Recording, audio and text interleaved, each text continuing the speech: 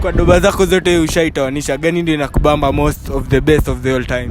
Currently sai Kenya nasikia ina donjo. Hebu aroge kidogo. Ati kama ni udu na block energy star zone flani niko peaceful fully focus nido ya unruly sense iko juu kubishana na ile vibe ya mapiu ni mwende muicheki featuring Saru Papagalo pale Walai ifike mita si ndio ni mbaya alafu hebu aroge Shiro wako na do Shirona do, Shirona ni sponsor, Shirona do, Shirona ni sponsor, Shirona do, Shirona ni Shirona pendage venye mimi namchota. Walai Kabisa jo muendelee support good music. Walai Kapi official siku zote. Leo tuko ndani ya jiji na tumekuja kuharibu. Mbaya niko amaliza hapa tu.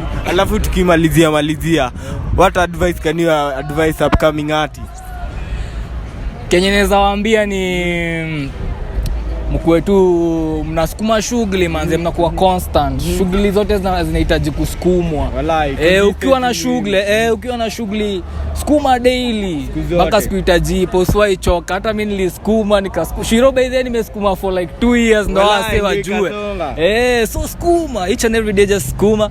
Huwezi jua siku itaenda. Haya toleo mwisho. Unaona kuna hizi beef wasanii wana beef na Toxic Net. Wewe unaweza ongelelea this story?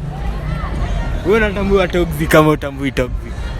Toxic ni msanii mdeadly. Akobie mimi na support Kenya. Mimi hata siangalie in terms of our wasanii. Mimi niangalie in terms of Kenyan music. Huyo msanii Akobie nimemsikia. Yako tu fine. Mimi siwezi miss nao mambo na yeye cause hakuna mali tushaigongana. Walai. Wagwan mata iko best walai. Shukran.